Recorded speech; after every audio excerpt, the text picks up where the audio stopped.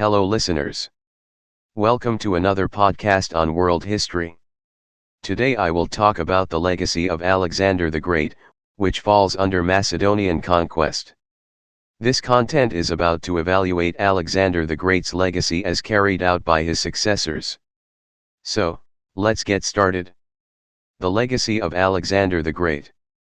Four stable power blocks emerged following the death of Alexander the Great: the Ptolemaic Kingdom of Egypt, the Seleucid Empire, the Attalid dynasty of the Kingdom of Pergamon, and Macedon. Background: Alexander's death was so sudden that when reports of his death reached Greece, they were not immediately believed. Alexander had no obvious or legitimate heir because his son, Alexander IV, was born after Alexander's death. According to Diodorus, an ancient Greek historian, Alexander's companions asked him on his deathbed to whom he bequeathed his kingdom. His laconic reply was toi kratistoi, to the strongest. Another, more plausible, story claims that Alexander passed his signet ring to Perdiccas, a bodyguard and leader of the companion cavalry, thereby nominating him as his official successor. Perdiccas initially did not claim power, instead suggesting that Alexander's unborn baby would be king, if male. He also offered himself, Craterus, Leonidas, and Antipater, as guardians of Alexander's unborn child. However, the infantry rejected this arrangement since they had been excluded from the discussion. Instead, they supported Alexander's half-brother, Philip or Hydias, as Alexander's successor. Eventually the two sides reconciled, and after the birth of Alexander IV, Perdiccas and Philip III were appointed joint kings, albeit in name only. Dissension and rivalry soon afflicted the Macedonians. After the assassination of Perdiccas in 321 BCE, Macedonian unity collapsed, and 40 years of war between the successors, Diadochi, ensued before the Hellenistic world settled into four stable power blocks: the Ptolemaic Kingdom of Egypt, the Seleucid Empire in the east, the Kingdom of Pergamon in Asia Minor, and Macedon. In the process, both Alexander IV and Philip III were murdered. The Ptolemaic Kingdom of Egypt. The Ptolemaic Kingdom was a Hellenistic kingdom based in Egypt, and ruled by the Ptolemaic dynasty, starting with Ptolemy Isoter's accession to the throne following the death of Alexander the Great. The Ptolemaic dynasty survived until the death of Cleopatra VII in 30 BCE, at which point Egypt was conquered by the Romans.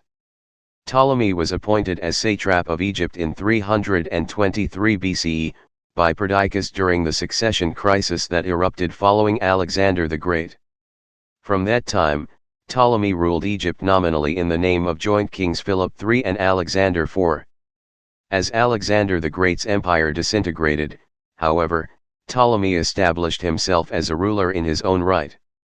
In 321 BCE, Ptolemy defended Egypt against an invasion by Perdiccas. During the Wars of the Diadochi, 322 to 301 BCE, Ptolemy further consolidated his position within Egypt and the region by taking the title of king. Early in the Ptolemaic dynasty, Egyptian religion and customs were observed, and magnificent new temples were built in the style of the old pharaohs. During the reign of Ptolemies II and III, thousands of Macedonian veterans were rewarded with farmland grants, and settled in colonies and garrisons throughout the country. Within a century, Greek influence had spread throughout the country and intermarriage produced a large Greco-Egyptian educated class. Despite this, the Greeks remained a privileged minority in Ptolemaic Egypt. Greek individuals lived under Greek law, received a Greek education, were tried in Greek courts, and were citizens of Greek cities, rather than Egyptian cities. The Seleucid Empire. The Seleucid Empire was a Hellenistic state ruled by the Seleucid dynasty, which existed from 312 BCE 63 BCE. It was founded by Seleucus I Nicator following the dissolution of Alexander the Great's empire. Following Ptolemy's successes in the Wars of the Diadochi, Seleucus, then a senior officer in the Macedonian royal army, received Babylonia. From there, he expanded his dominion to include much of Alexander's Near Eastern territories. At the height of its power, The Seleucid Empire encompassed central Anatolia, Persia, the Levant, Mesopotamia, and what is now Kuwait, Afghanistan, and parts of Pakistan and Turkmenistan. Seleucus himself traveled as far as India in his campaigns. Seleucid expansion into Anatolia and Greece was halted, however, after decisive defeats at the hands of the Roman army. The Seleucid Empire was a major center of Hellenistic culture, where Greek customs prevailed and the Greek political elite dominated, though mostly in urban areas. Existing Greek populations within the empire were supplemented with Greek immigrants. The Kingdom of Pergamon. The ancient Greek city of Pergamon was taken by Lysimachus, king of Thrace, in 301 BCE, a short-lived possession that ended when the kingdom of Thrace collapsed. It became the capital of a new kingdom of Pergamon, which Philoterus founded in 281 BCE, thus beginning the rule of the Attalid dynasty. The Attalid kingdom began as a rump state, but was expanded by subsequent rulers. The Attalids themselves were some of the most loyal supporters of Rome in the Hellenistic world. Under Attalus I, r. 241 to 197 BCE, the Attalids allied with Rome against Philip V of Macedon, during the First and Second Macedonian Wars. They allied with Rome again under Eumenes II, r. 197 to 158 BCE, against Perseus of Macedon, during the Third Macedonian War. Additionally, in exchange for their support against the Seleucids, the Attalids were given all former Seleucid domains in Asia Minor. The Attalids were known for their intelligent and generous rule. Many historical documents from the era demonstrate that the Attalids supported the growth of towns by sending in skilled artisans and remitting taxes.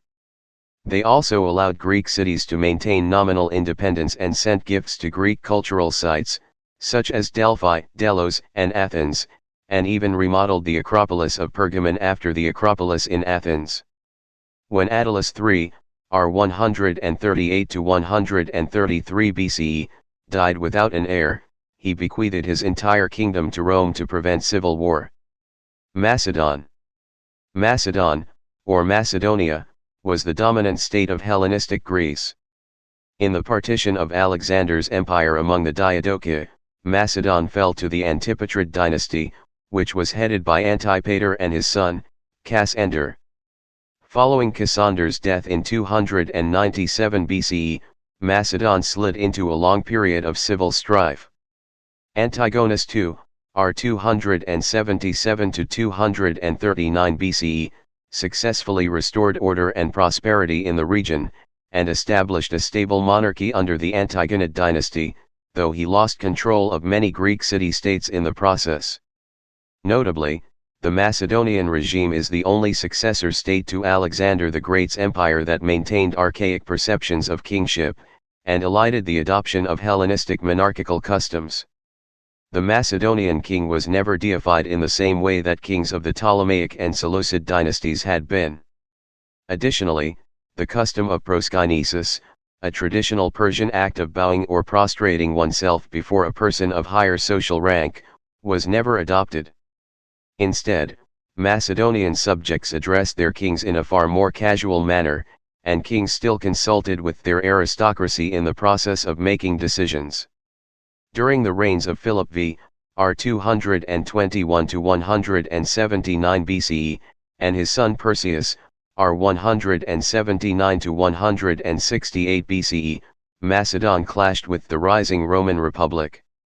During the 2nd and 1st centuries BCE, Macedon fought a series of wars against Rome. Two decisive defeats in 197 and 168 BCE resulted in the deposition of the Antigonid dynasty, and the dismantling of the Kingdom of Macedon. Thank you for listening. Don't forget to check out other tracks as well. Show your love by hitting the subscribe button and do like, comment and share, to spread knowledge. See you next time. Till then, keep learning for fun.